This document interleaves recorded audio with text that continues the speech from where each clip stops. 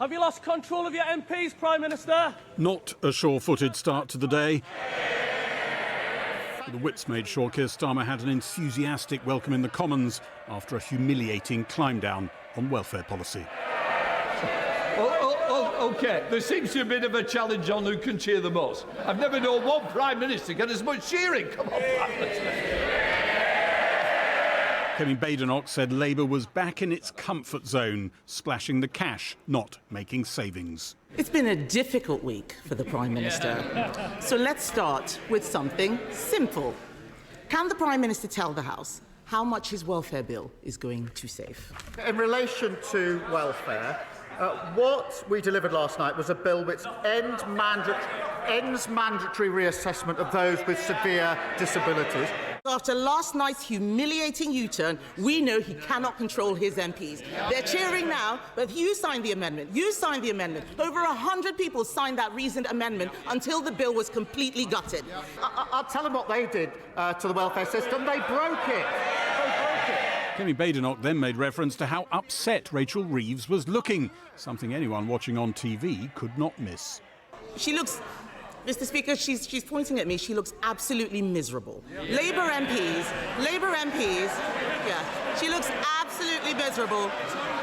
Labour MPs, they can point as much as they like. The fact is, Labour MPs are going on the record saying that the Chancellor is toast. In the first year of a Labour government, we got free school meals, breakfast clubs.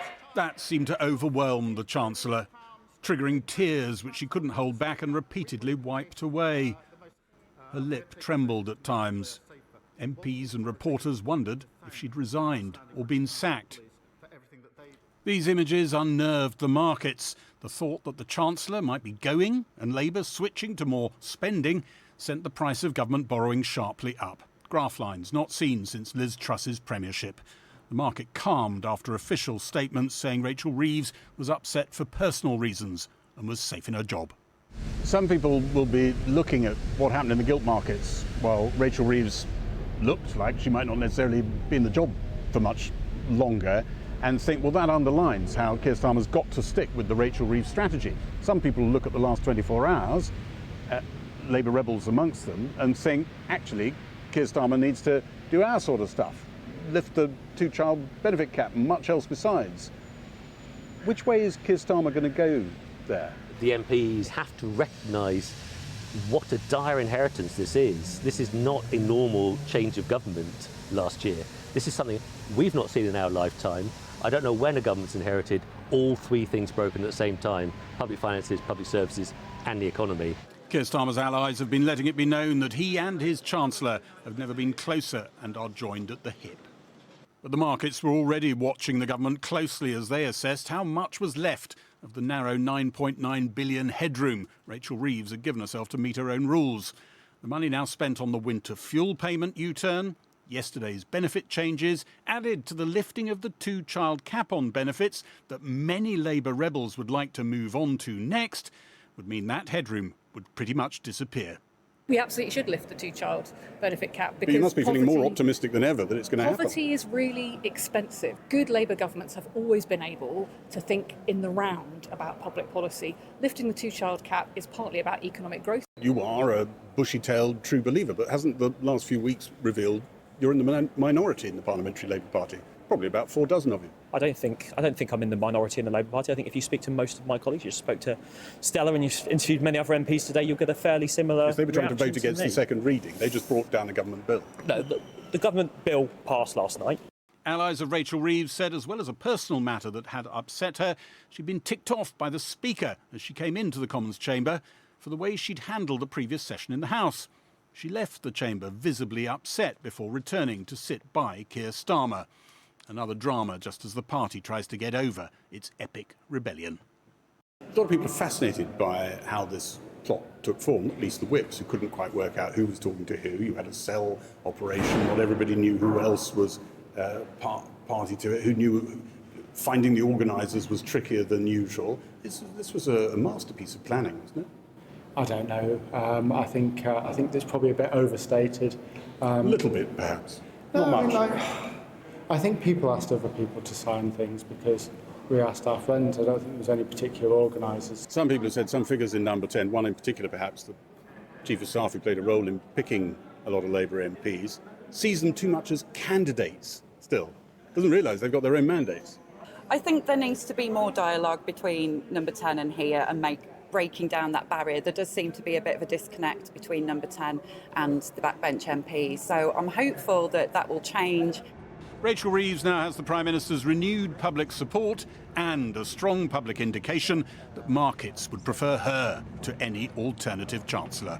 Some comfort in a very rough week. Well, the value of the pound and government bonds slumped in the wake of the Chancellor's appearance in the Commons amid speculation about Rachel Reeves' budget calculations and her political future. Our economics reporter Neil MacDonald is here. So how on earth did they get themselves in such a mess? I think if you take a step back, this is a story about two very big numbers leaving you with one very small number. So the Chancellor has imposed on herself these fiscal rules designed to control how much the government borrows. And the rule that is proving the biggest headache for her right now is that by the end of this Parliament, she wants everything we spend on day-to-day services, nurses, teachers, to be covered by the taxes we raise. So I can show you that on current forecasts, we will be spending £1.435 trillion and raising £1.44 trillion in taxes. So taxes cover spending by £9.9 billion, the headroom that you just heard about in Gary's piece. The fiscal rule met, but by a very small margin. You lose a benefits vote, the economy grows slightly slower than expected, that headroom is gone. The Chancellor has given herself and the government very little room for manoeuvre. So then why not change those rules to make it a bit easier?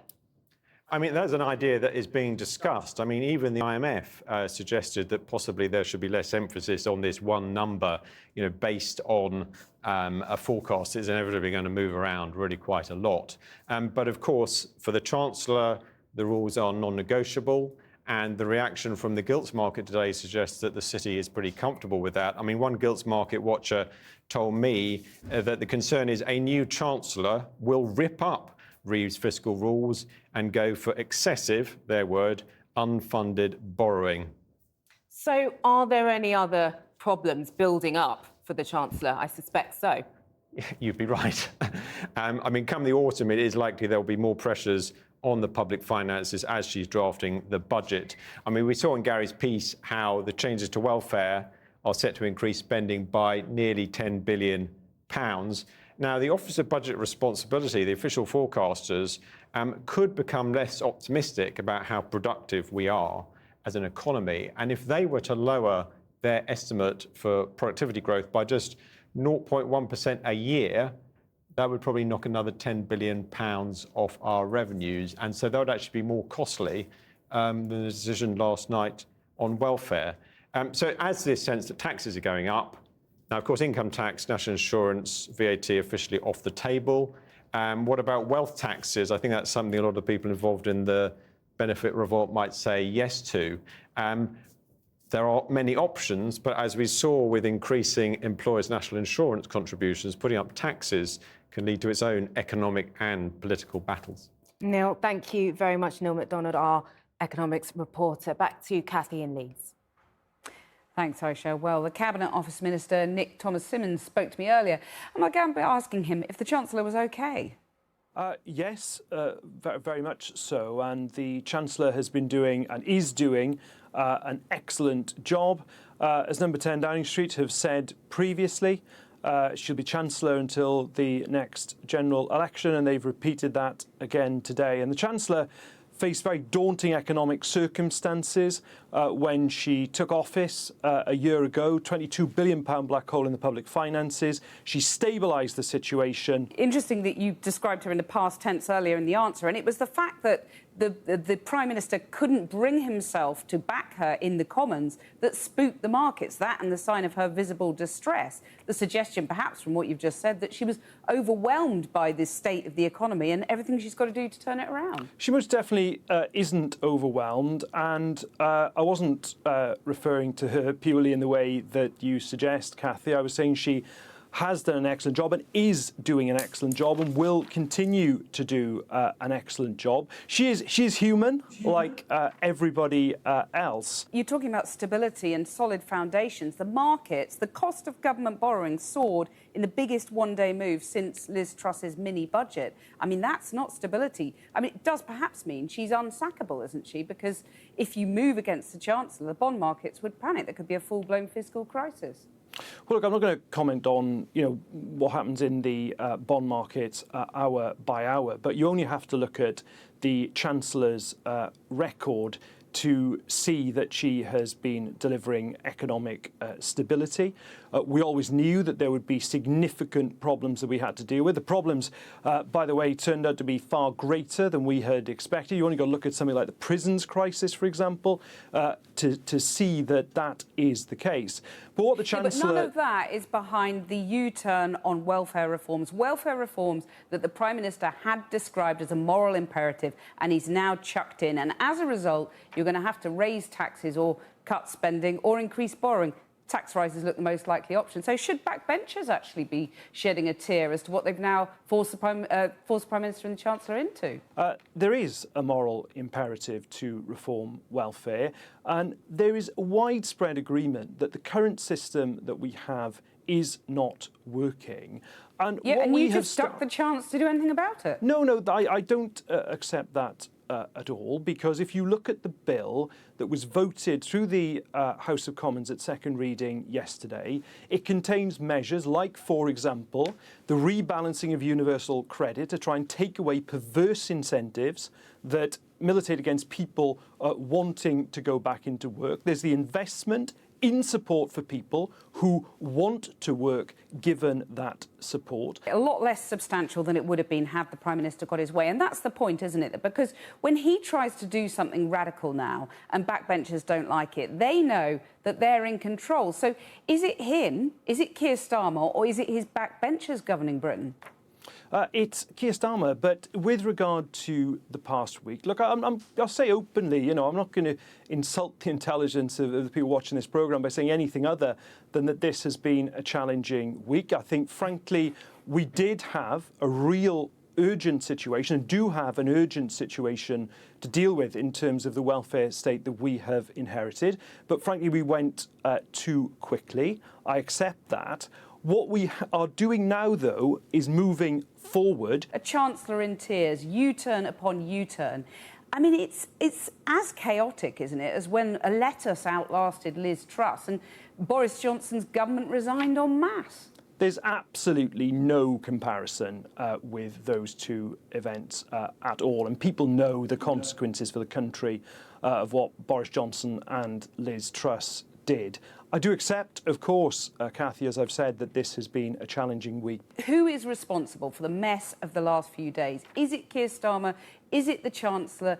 Is it the Chief of Staff to the Prime Minister, Morgan McSweeney? Or is it the Labour backbenchers? Who's responsible?